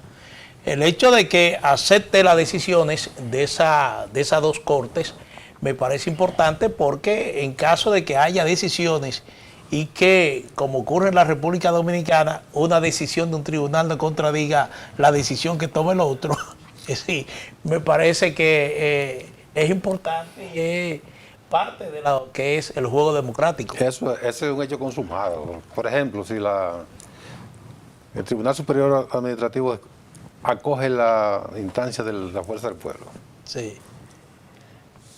¿hacia dónde va a mandar? A ordenar a la Junta Central Electoral que convoque elecciones cuando eso no está permitido. Sí. O sea, ya pueden dar eso como un caso cerrado. Toda la irregularidad que ha producido esa renuncia y todo lo demás, eso quedó como un caso cerrado. Pero sí, mira, a propósito que viene ahora un productor agropecuario a hablar. El 31 de diciembre, o sea, dentro de... Okay. ¿Lo podemos pedir? ¿Cuántos días? ¿Y por dónde lo vimos? 40 días. Hoy estamos a 18. Estamos a 18, faltan 12 de 42 días. Sí. Se elimina la protección de la producción agropecuaria, particularmente del arroz, con el mediante el DERCAPTA. Fueron 20 años. El DERCAPTA comenzó en el año 2004 y el país tenía 20 años para prepararse para esto que iba a llegar en el 24. En un principio dijeron, bueno, pero son 20 años, eso es mucho tiempo. Bueno, pasaron los 20 años y ahora tienen los productores agropecuarios, particularmente los productores de arroz, el problema de que temen que la apertura total de la importación de arroz pueda tener impacto negativo frente a como una competencia muy fuerte para los productores agropecuarios y los productores de arroz, en el entendido de que no están en capacidad de competir con esos productores estadounidenses que producen con una altísima eficiencia arroz. ¿Y qué sucedería entonces? Bueno, no va a pasar nada, porque no es verdad que Estados Unidos va a revisar el... No, yo digo con nuestros productores. Sí, porque se benefician de la medida proteccionista. El arroz. Con nuestros productores, ¿qué pasaría? El gobierno tiene que ir en auxilio de los productores de arroz, como ha ido con otros productores de agropecuarios y agrícolas. Pero eso, ¿hasta qué tiempo? ¿Durante qué tiempo puede el gobierno subsidiar a los productores de arroz? Vamos a profundizar en ese y otros temas de agropecuaria con Winston Marte.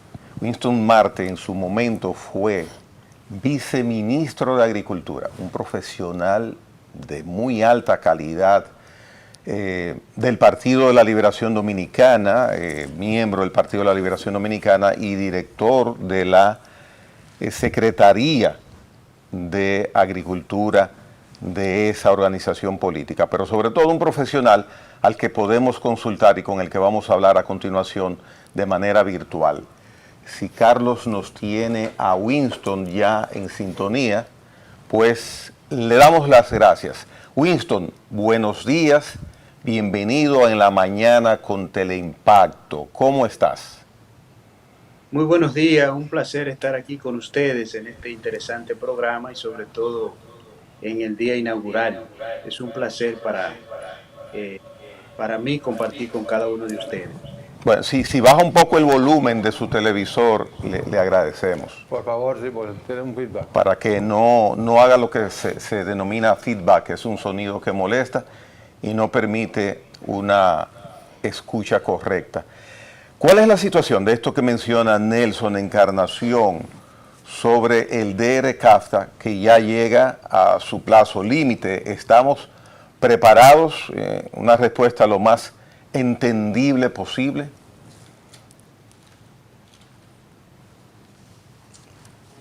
Bueno, la República Dominicana no está preparada para competir con los Estados Unidos, pues se trata de un país altamente tecnificado y con grandes apoyos a la producción. Para que se tenga una idea, los productores de arroz de los Estados Unidos reciben en subsidio cada año no menos de $700 millones. Esto es una suma bastante grande que le permite a ellos pues mantener una producción permanente. Pero además las asimetrías, es decir, la diferencia en términos de escala de producción para lograr economía de escala es bastante desigual. En Estados Unidos los productores tienen más de 350 hectáreas en promedio, cuando aquí en la República Dominicana apenas tenemos 2 hectáreas, 2.5, 3 hectáreas lo máximo en promedio, de manera que no permite aplicar grandes tecnologías o aprovechar los beneficios de la tecnología de escala como lo hacen los Estados Unidos. Y eso permite que entonces los productores de los Estados Unidos puedan tener una productividad mayor, alcanzando las 6 toneladas por hectáreas de arroz, comparado con 3.2 aquí en la República Dominicana, de manera que la brecha es bastante grande en lo que respecta al arroz. Nosotros tuvimos más de 20 años para prepararnos y asimilar las consecuencias que tendría la entrada en vigencia de esta disposición. Y yo pienso que en esto se involucra ya los gobiernos que hemos tenido en los últimos 20 años. Es decir, se pudo haber hecho alguna disposición a lo interno que no sea simple y llanamente que el gobierno ahora tenga que enfrentar esta situación acudiendo en auxilio de los productores de arroz, ya sea en base a subsidios, porque el DR-CAFTA, por ejemplo, que tenemos con Estados Unidos, no nos limita en buscar otro mercado para la producción arrocera nacional? Bueno, los 20 años es un caramelo envenenado, como se dice, porque lo que nunca debió ocurrir fue hacer esa negociación, porque los países desarrollados priorizan la alimentación de su pueblo. Entonces nosotros debimos pensar en eso.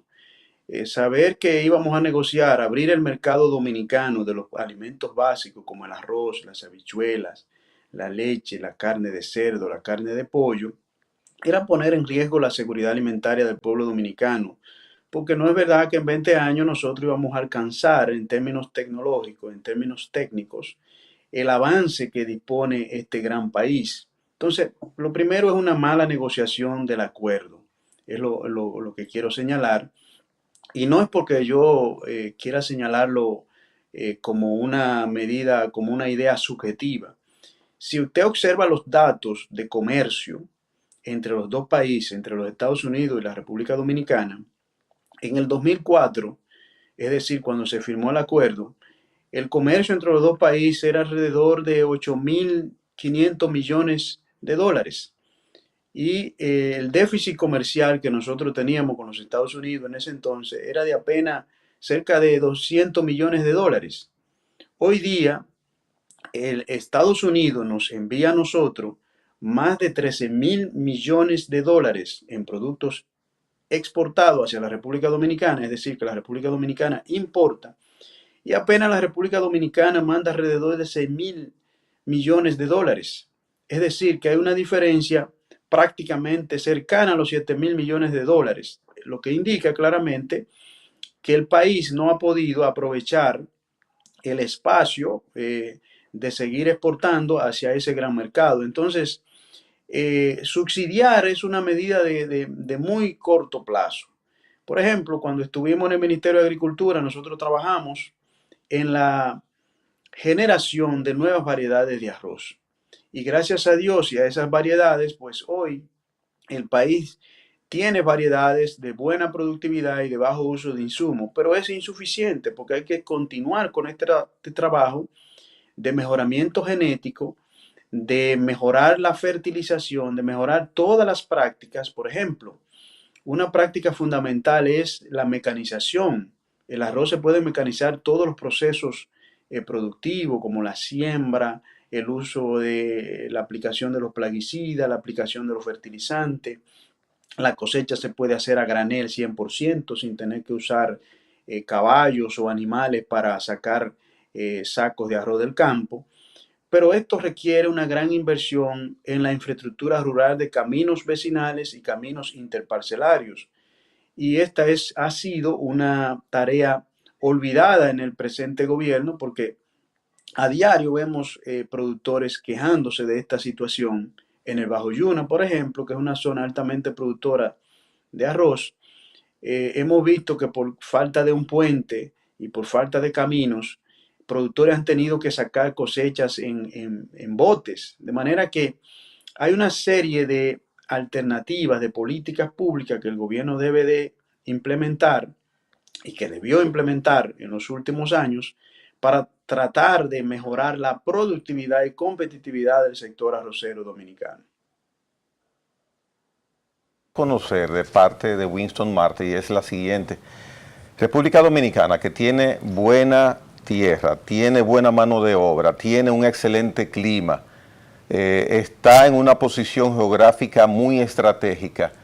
¿Por qué no damos el paso exponencial, diría yo, en la agropecuaria y siempre estamos rezagados? ¿Qué es lo que pasa? ¿Falta de recursos? ¿Falta de iniciativa? ¿Qué es lo que impide que nosotros siempre estemos quejándonos de que nuestra área agropecuaria está deficiente?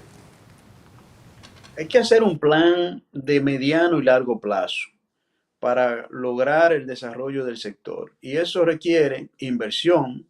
Y la primera inversión que requiere es en investigación, en desarrollo e innovación.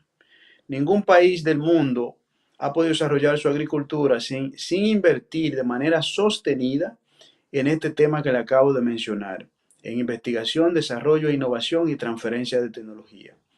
Entonces, con un plan claro en este sentido, que contemple el desarrollo de las infraestructuras rurales, como la que acabo de mencionar, de caminos vecinales e interparcelarios, así como la construcción de presas y también los aspectos sanitarios que tenemos que mejorar en el país. Entonces, y el otro tema no menos importante es la calidad del gasto. Si usted observa el presupuesto del Ministerio de Agricultura, usted puede notar que desde 2020 a 2024 el presupuesto ha aumentado cerca de 10.000 millones de pesos, pero esos 10.000 millones de pesos no han ido a inversiones de capital, han ido a nómina, han ido a gasto corriente, que es un gasto poco productivo, prácticamente improductivo y que causa poco impacto en el desarrollo del sector. Hay que invertir en investigación, en sanidad agropecuaria, en inocuidad agropecuaria, en infraestructura rural y en transferencia de tecnología. Y eso necesita un plan de mediano y largo plazo que nosotros tenemos que darnos como país. Marte, pienso que nosotros debemos hacer una cita para que nos encontremos acá en el estudio y hagamos un programa bien ponderado, quizás hasta con otro participante o con Winston Marte solamente, tratando el tema de la agropecuaria, porque verdaderamente hay nubes que deben despejarse y pienso que con profesionales como usted podemos lograrlo. Así que prontamente esperamos que tengamos la visita de Winston Marte aquí a nuestros estudios. Pero hay chance para otra preguntita breve. Sí, claro, claro. Winston, precisamente en el día de ayer, el Ministerio de Economía, Planificación y Desarrollo ofreció el informe de que las exportaciones de productos agropecuarios dominicanos crecieron en 36.9% entre enero y septiembre de este año. Y me parece que esa cifra que está dando el Ministerio de Economía es bastante importante. 36.9% creció las exportaciones dominicanas entre enero y septiembre. Esa sería una gran noticia. Pienso que ha sido fundamentada por los altos precios del cacao. Para que tengamos una idea, una tonelada métrica de cacao, el precio tradicional era alrededor de los $2.500 a $3.000. En los últimos tiempos, es decir, en este año, ha estado sobre los $7.000. Incluso llegó un momento a alcanzar los $10.000. Pero si buscamos el principal producto de exportación de la República Dominicana, que es el banano, notamos que este producto ha caído drásticamente. Por ejemplo, en 2021 las exportaciones de banano eran 321 millones de dólares y el año pasado cerraron en 250 millones de dólares. Entonces, ojalá que este y otros rubros puedan recuperarse para aumentar las exportaciones del sector agropecuario, que son fundamentales para la economía dominicana. Winston, nos vamos a ver pronto acá en los estudios de Teleimpacto. Un gran placer, muchas gracias. ¿De acuerdo? De acuerdo, muchas gracias, un gran placer. Muy bien, muy bien. Winston Marte ha estado con nosotros vía virtual, hablando de agropecuaria en estos minutos finales. Manuel y Nelson, nosotros nos quedan muchas cosas que hablar. Mañana empezaremos a hablar. Bueno, hay muchos temas que quedaron, como que se dice, en la agenda. Por razones de tiempo, esta entrevista bastante interesante con Olivares, pero yo creo que el mundo es muy dinámico y este país también en cuanto a la generación de informaciones de interés, así que tenemos una agenda inagotable. Bueno, un tema para cerrar ya, un tema importantísimo fue lo que dio a conocer ayer la Procuraduría General de la República, que durante estos procesos por corrupción se ha generado el decomiso, después de la entrada en vigencia de la ley de extinción de dominio, el decomiso o retención, no sabemos si tienen ya sentencia definitiva para hacer decomiso, pero por lo menos retención de unos 1.417 millones de dólares en propiedades y 3.000 y pico de millones de pesos. Y 3.000 y pico de millones de pesos. Apartamentos, carros de alta gama, fincas, villas. Propiedades importantísimas que están en proceso de decomiso definitivo, y algunas tienen, vemos que 300 y pico tienen ya títulos definitivos a favor del Estado Dominicano, lo que significa que la ley de extinción de dominio está generando su ¿Qué hace, pero eso no ¿qué hace el Estado con eso esas no propiedades? ¿La venden pública a su Eso no termina ahí exactamente. Tiene que venderlo así. Sí, ojalá que ese mecanismo sea idóneo, práctico, rápido y eficiente. Mira, otro tema que no debemos dejar de tocar es que precisamente en el día de hoy lunes, se inaugura la cumbre del G20 en Río de Janeiro, Brasil, con la participación del presidente Joe Biden, que esto implica ya como una despedida a su gestión al frente de los Estados Unidos, y Xi Jinping, el presidente de la República Popular China. Vladimir Putin se hace representar por su canciller, porque obviamente sobre él pesa una orden de arresto de la Corte Penal Internacional. Y a pesar de que Lula le dio garantía de que él no sería arrestado, él decidió no ir. Eso no funciona. No funciona. Evidentemente que no funciona, porque Putin estuvo en Vietnam. Y Vietnam es parte de la Corte Penal Internacional y no pasó absolutamente nada. Pero lo que quiero referirme es otra cosa. ¿En qué contexto se produce esta cumbre? Se produce en un contexto de varios conflictos a nivel mundial. Los más importantes son la situación de la guerra precisamente de Ucrania-Rusia o Rusia-Ucrania, y la situación en el Medio Oriente, prácticamente el enfrentamiento de Israel con Hamas, Hezbollah, Irán y los hutíes. Es una situación bastante complicada donde habrá que ver qué hacen los países del G20 para ponerle fin a esta situación. Lula ha sido partidario de que ya se produzca un acuerdo entre Rusia y Ucrania para un cese al fuego. Vamos a ver si esto podría ser posible, porque la posición de Putin es de que este alto al fuego se produzca garantizándole el control a Rusia de los terrenos, de los territorios que ya ha conquistado a Ucrania, y me parece que esto no sería posible. Pero igualmente Joe Biden, ya al final de su gestión, ha autorizado a Ucrania a utilizar misiles de largo alcance para atacar territorio ruso. Una situación que no se permitía hasta ahora. Y esto evidentemente que agrava el conflicto entre Ucrania y Rusia. El dardo de los partos. Ya yo me voy, hagan lo que ustedes quieran. Bien, señores, hasta aquí en la mañana con Teleimpacto. Ha sido una muestra de lo que día por día ustedes van a tener. Una manera interesante de no perder el tiempo es sintonizándonos desde las 7 de la mañana acá en el canal 52 Claro, canal 22 Altiz. Mañana a las 7 nos vemos. Dios mediante. Buen día.